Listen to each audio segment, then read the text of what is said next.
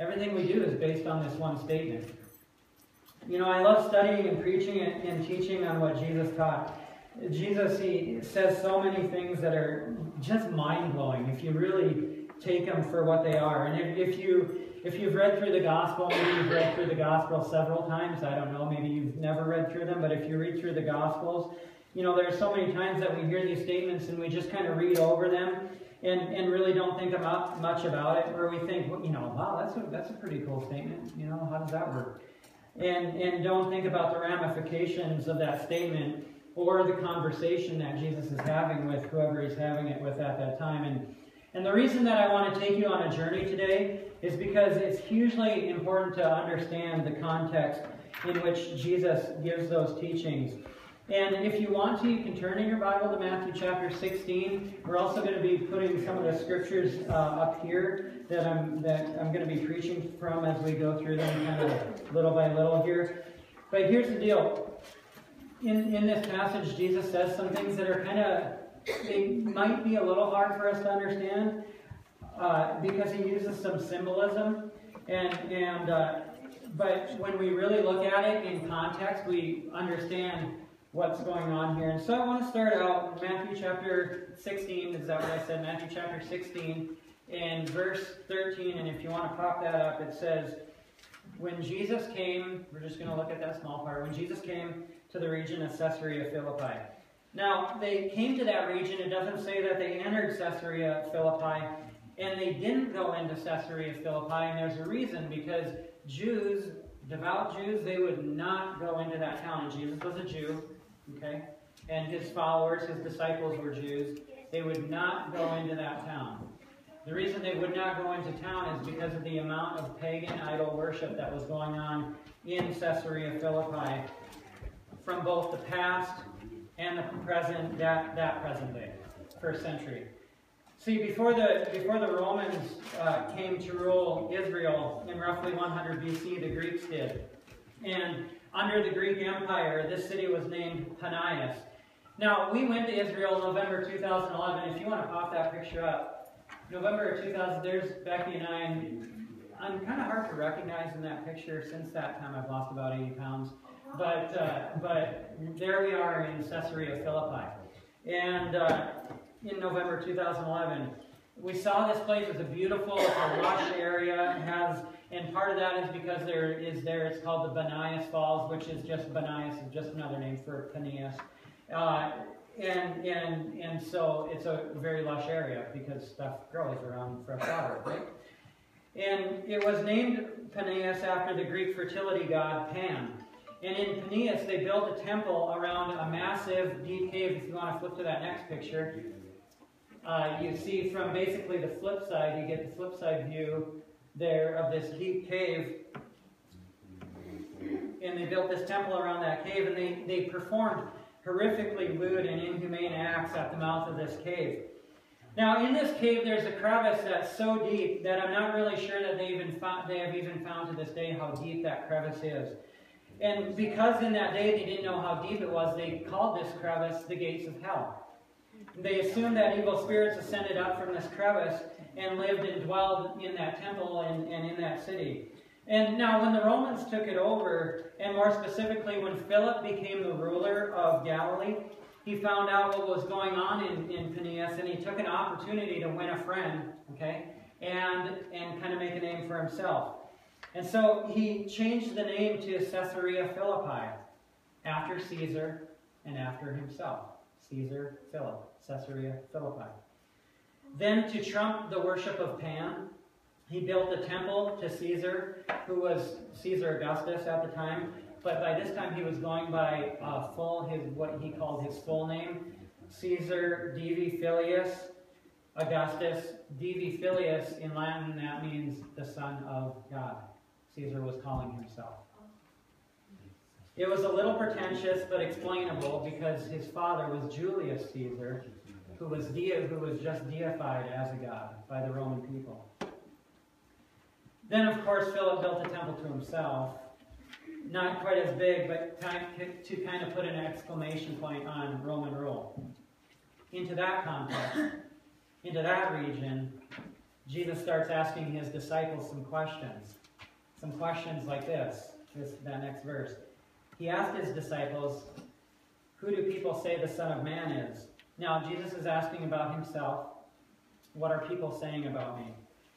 And the next slide there, they replied, some say John the Baptist, others say Elijah, and still others Jeremiah or one of the prophets. Now, let's take a look at this for a second, okay? They're saying, they are reporting to Jesus that people are saying about you that you are basically Jeremiah, John the Baptist. You're a great prophet. That's true, right? Jesus was a great prophet, right? So is that an acceptable answer for Jesus?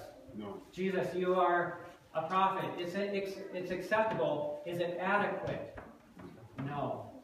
Peter gets to the adequacy of that. But what about you? The all-important question. What about you? He asked. Who do you say that I am? And Simon Peter answered, you are the Messiah, the Son of the living God. Now, we say this about Jesus all the time, don't we? Jesus, and we say Jesus Christ, right? Christ is Messiah. That's the same term. Christ meaning the chosen one. Messiah, the chosen one. And when you put those two names together, Jesus is his name, and you add the title Christ to it, Jesus is the chosen one of God. And Jesus means the Lord saves, to save the people from their sin. But notice Peter's confession. Peter says, you are the Messiah, the Son of the living God. Where were they? In the region of Caesarea Philippi, where there was a temple built to Caesar, who was calling himself the Son of God. And Peter says, no. You are the Son of God. You are the Son of the living God, not some dead God, Julius Caesar, that died and hasn't risen. You are the Son of the living God. Isn't that powerful? Is it coincidental that Jesus starts asking these questions here? No, it's not coincidental. Does it just happen that Jesus is revealed as the first time to his disciples as the Messiah at this place, the Son of the living God? No. Coincidences aren't a part of Jesus' terminology. Nothing happens on accident with Jesus. This time in the region of Caesarea Philippi, it's no accident. It's no accident that you're here this morning. It's no accident that I'm here this morning. And that's because Jesus can have you meet the right person at the right time anywhere. I call them, and a lot of people out there call them divine appointments. Divine appointments, they come in a lot of different ways, and they affect our lives in a lot of different ways, but they always lead to God's will being done and God being glorified. We just got done reading a book, going through a book at our church called The Grave Robber by Daryn Pederson. And he makes the comment in there over and over and over, you are someone else's miracle. You are someone else's miracle. It's just a matter of keeping your eyes open to what God is doing and following Jesus. And he says this comment, and I love this comment, and if you follow Jesus long enough, and you follow Jesus far enough, you'll find yourself in the middle of miracles. Anybody want to see miracles? I want to see miracles. I really believe that we're entering a time of miracles, and great things are going to begin happening as we just follow Jesus. It's a matter of us noticing them, or in the case of Peter in this instance, it being revealed to us. Now look at what Jesus says here in verse 17. Jesus replied, blessed are you, Simon, son of Jonah, for this was not revealed to you by flesh and blood. Okay, so it wasn't revealed to you by man. But nobody told you this, Peter. But by my Father in heaven. And I tell you that you are Peter, and on this rock I will build my church, and the gates of Hades will not overcome it. Now, this is kind of where it gets interesting. Peter, whose real name is Simon, okay? And Jesus calls him Peter, which means rock. Peter means rock. In the Greek, that word is Petros, okay? And that word Petros means small rock or a stone.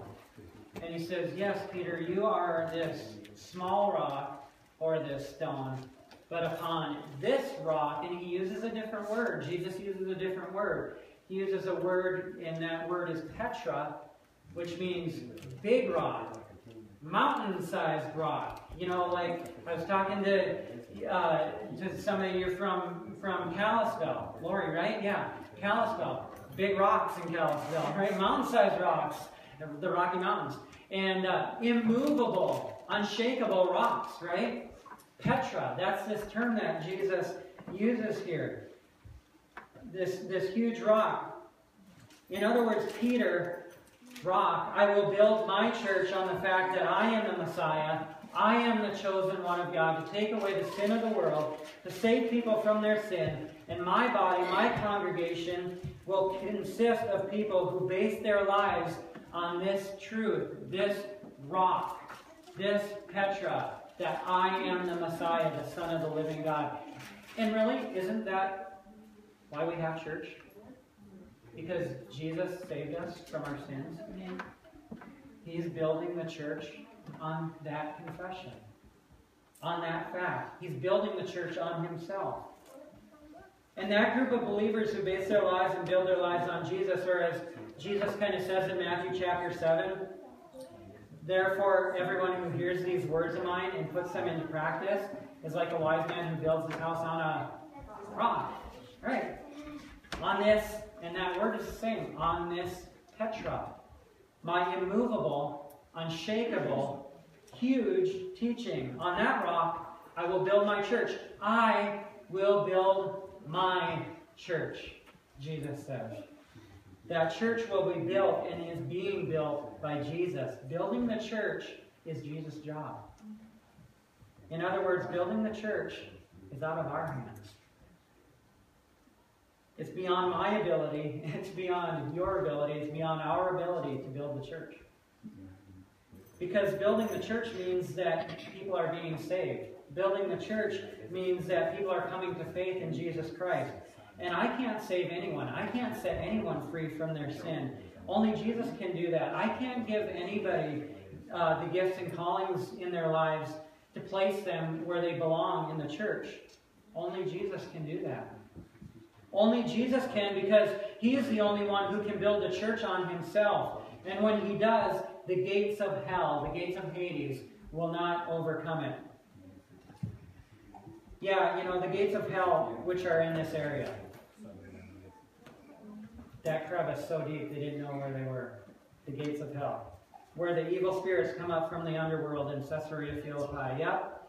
Those gates of hell, or Hades, which is the realm of darkness and death, will not overcome the church that I am building. Those gates will not overcome the church, Jesus says, because they can't overcome me. Death can't defeat me. Death can't hold me. And if I build the church by my resurrection power, my church will overcome it too. You know, what the difficult thing is with having Jesus' resurrection power is that it requires a situation to have it. And we want Jesus' miracles, but we don't want to be in the situations that we need one, do we? And for resurrection power to happen, for there to be resurrection power, there has to be a death.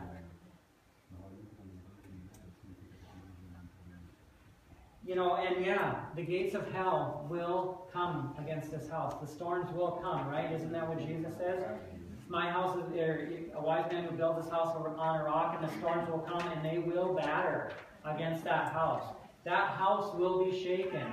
That house, tough times will come to that house. It may shake our lives. It may shake our churches. It may even shake our faith. But it will never shake the rock.